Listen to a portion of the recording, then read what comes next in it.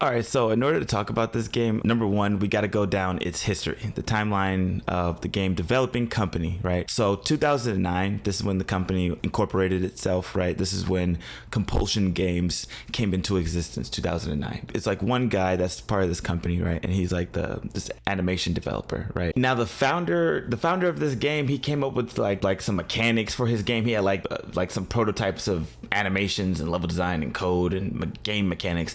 Fast forward 2013, this dude gets an award, right? Or Compulsion Games, right, gets an award for most innovative game of the year. So already was like onto something, right? And that award, it was centered around Contrast. Not a lot of people played that game, but the few people that did play that game overwhelmingly liked it. I mean, the game got like a 9 out of 10 on Steam.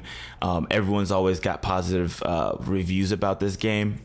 At this point, I believe Compulsion Games has like 12 developers on the company. So we're talking about a really small company. Like, you want to talk about indie. This game company, at this point, they're really small, right? Okay, so fast forward 2016, like these guys, they announced the game We Happy Few, which made a big splash. It was like a super controversial game. And it's very controversial. A lot of drugs involved in this game, but the implementation of the drugs in the game is was kind of a tool that made the story very immersive and kind of like confronting. Like, it was very jarring, crazy, deep storyline that was in this game. But the problem with We Happy Few, and I didn't play the game, but the general conjecture with this game is that it has a really, really good and deep story, but the video game itself kind of sucks, basically, right? Like, you walk around in this game, you're supposed to be like fighting stuff, and the fights are trash. The gameplay is just not good. But people are sticking through the game because they really want to see the story through, because the story is really good. So this is kind of what happened with this game, right? And in this game, it actually didn't get released until 2018. Now, 2018 was an interesting year for Compulsion Games, because this was the year that they released We Happy Few, which is the most recent game that they have, right? And then also in this year, they got acquired by Microsoft. So it was a double whammy, right? All right, now fast forward again, and 2022, they make a statement. They're like, hey, we're working on this game, and it's got strange adventures, right? 1 year later, this is when they announced that they're working on South of Midnight. And this pretty much brings us to today, right? Like, South of Midnight is the most recent game that they're working on. Now, looking backwards, and the reason why I bring up all this, history of the game, is their first game, it actually breaks ice. It's super weird, but it gets most innovative game of the year from some Canadian award show. And then they drop their next game, and the game is kind of mid as fuck, right? Like, because they have really bad gameplay mechanics, but then the story is like really good. So it's like, okay, so this is a game developer, and I did see the trailer for We Happy Few, and it looked like it did have a really good story. I was kind of looking into some things. I think I might actually just play the game because I do like retro gaming. It just seemed like it had a real interesting storyline. But my point is that this is a game developing company that's been made aware that gameplay mechanics is definitely important. You can't just have a boring ass video game and then give it a good story and then expect people to want to play it, because at the end of the day, a video game has to video game. It's still a small team. At this point, they have about 80 developers on their roster. And I just feel like this next game, whatever the next game, right? Even if it wasn't South of Midnight, they know that this one has to break. And looking at what they're doing with this game, it looks like they've learned that lesson, and now they're weaving into something better. So what I did there.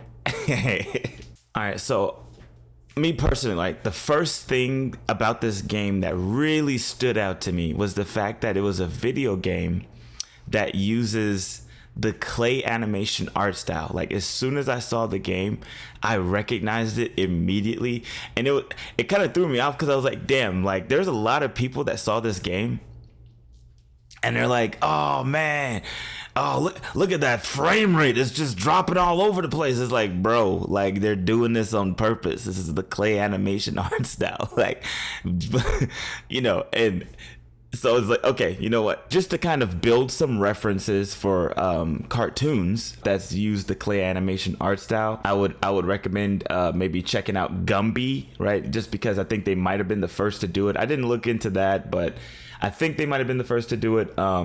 You can look at Nightmare Before Christmas. You can look at Robot Chicken. You can look at the PJs.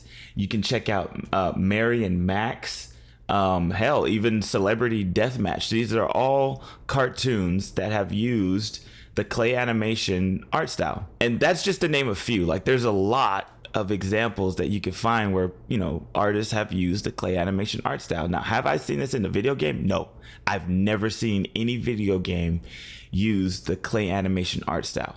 So that was the thing that really stood out to me immediately. As soon as I saw the trailer, I was like, yo, this looks, this is a trip. Like, it's actually making me wonder, like, how you managed to pull this off, because this is clearly that clay animation art style, and to have it in a game like this is like, man, this is in a 3-dimensional game at that, right? Like, this is insane. And then we have to deviate a little bit, because when I was looking onto YouTube, I did see that there was some videos about this game where people are trying to say some DEI ruined the game, they're race swapping, and it's like, first of all, me personally, I'm actually thrilled to see a black female protagonist in a video game, because I would like for someone, anyone, to just like name the last video game that we've seen ever that had a black female protagonist. Come on. I'll wait. And was the game fire? Yeah, don't Google some random shit, because I looked it up too. There's a couple, there's a handful, right? But it's really just not that many, man. It's not.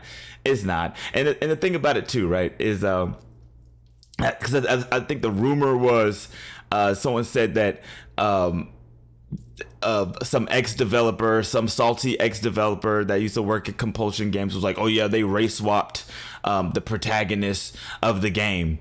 And it's like, and then so people just start running around like, oh man, oh DEI. So it's like, okay, all right, but I don't. First of all, I don't believe that that's what happened, right? And even if it is what happened, where did they race swap from, right? Did they race swap the person from being like Haitian to being Creole or something? Like, what was this race swap? What was the original race that they were going to have in there? Because the thing about this game, right, is the lore behind the game. The lore behind the game is literally based on Deep South Black American folklore.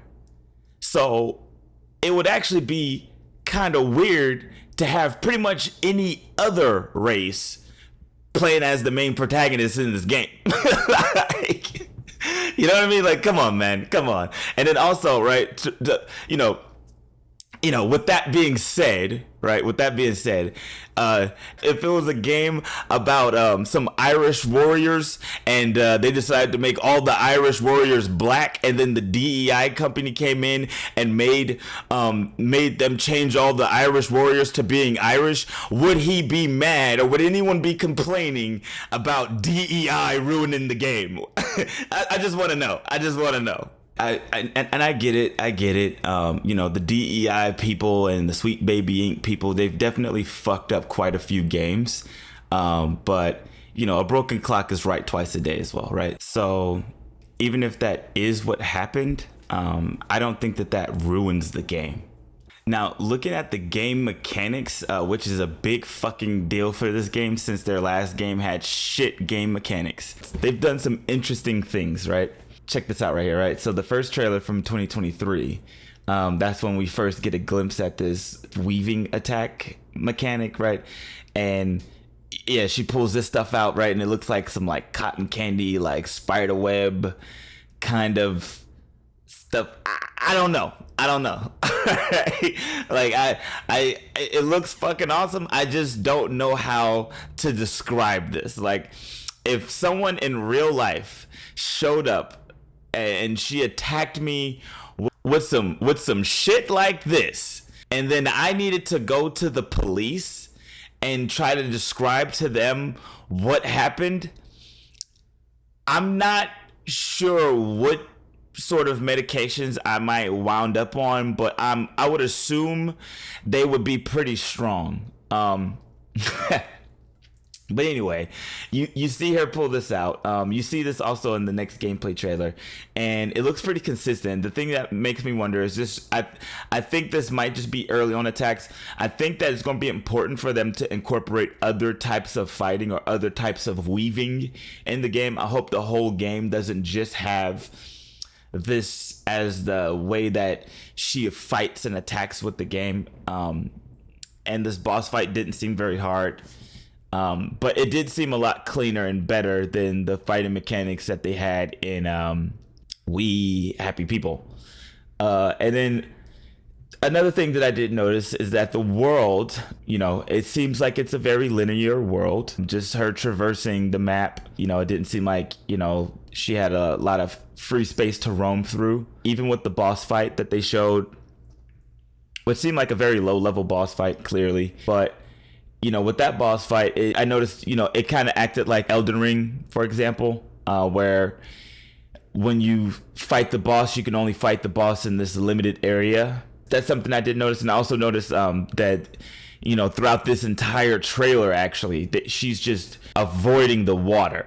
So I'm not sure if there's any lore in the game where it's just like, yeah, don't get inside the water or the water's bad, but swimming just doesn't seem like it's going to be an option in this game, like pretty much at all. But cool trade-off, because it looks like flying is definitely going to be an option, which I love flying in any game. I love flying in a game, period. Yeah, my favorite Elder Scrolls game was Morrowind, just because of the flying, like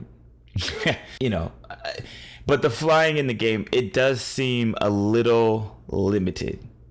Like, because if you look right here, right, like you notice, because I'm looking at the gameplay, I'm like, okay, right here, when she goes flying right here, you see this little gust of like wind. It looks like a wind gust or like a vortex. She goes right here. It looks like she does like a double jump, and then boom, she's flying. And the thing that I noticed is when she did this, nothing in these corners activated, nothing in this top left corner, like in the hood, nothing activated, right? There's no magic being used. There's no bar going down, right? So it just seems like it's activated by this gust of wind. And then if you look at this other thing, you see her kind of jump over this pond. There's no vortex, but she also only kind of glides rather than flies. So it seems like you get to glide, you get to have this little magical squirrel suit thing or whatever, and you can kind of fly around. But I think you need some sort of wind or something in order for it to carry you like longer distances to go across, like, like this large body of water, how she went across it. I think this is how she's kind of able to fly. She needs something to kind of propel her with her little parachute thing in order for her to get around. And then this example right here, I don't think this is flying at all. Like, because you see when she goes and she kind of goes across this thing, she shoots what looks like a grapple, like a magical grapple, or maybe it's just the end of, because you can see right here, it's like a pointy little tip. So she's flying across, but it looks like it's more like a grapple. And then also in the top corner, you can see it's activated. Like it's like someone pressed, the trigger to make it happen. Which is still pretty cool. So it'd just be kind of interesting to see how this whole game plays out. But I think that generally you're just going to need to use these mechanics to get across bodies of water. There might even be like puzzles centered around this thing. So yeah, it looks pretty interesting. Now, just to revisit the lore in this game, they're going to have like super interesting names in this game, that are in that style of the Deep South lore. So people have names like Devilman and Two-Toed Tom and Huggy Boogie. It's kind of weird, real Southern kind of names. So, this is definitely something to be expected in this game. It's going to be a fun one for sure. I think it's going to be definitely a movie and popcorn kind of game, but I am excited. Overall, I would say this is definitely the game I was not expecting to come out pretty much ever. I think that the art style, the animation, the gameplay mechanics, just the overall visual experience is already looking great. I think the indie developers that are involved in making this game have a very good sense of world building and storytelling. So, I think this game is actually going to be like really good. Now, all the people that are like, oh man, dang, the game ain't even came out yet, and you already think it's gonna be a 10 out of 10. It's like, okay, listen, man, I'm not in the business of rating games. I'm in the business of predicting games, and I'm predicting that this game is gonna be pretty fucking good. I don't think it's gonna be the best game that was ever made of all time. I think it's gonna be probably a 20-hour game, maybe a 30-hour game. But I do think that this game is going to be lit for the 30 hours that you get to play it. And if you disagree, or if you agree, or if there's some information I might have missed, or if there's some information that you might want me to make in a future video in regards to this game, please feel free to let me know. Drop that in the comment box. And if you did get any value from this video, hit the like button. And as always, be easy. My discussion like video game Socrates. I just made this video hoping that you will follow me. The only thing I'm addressing is curiosities.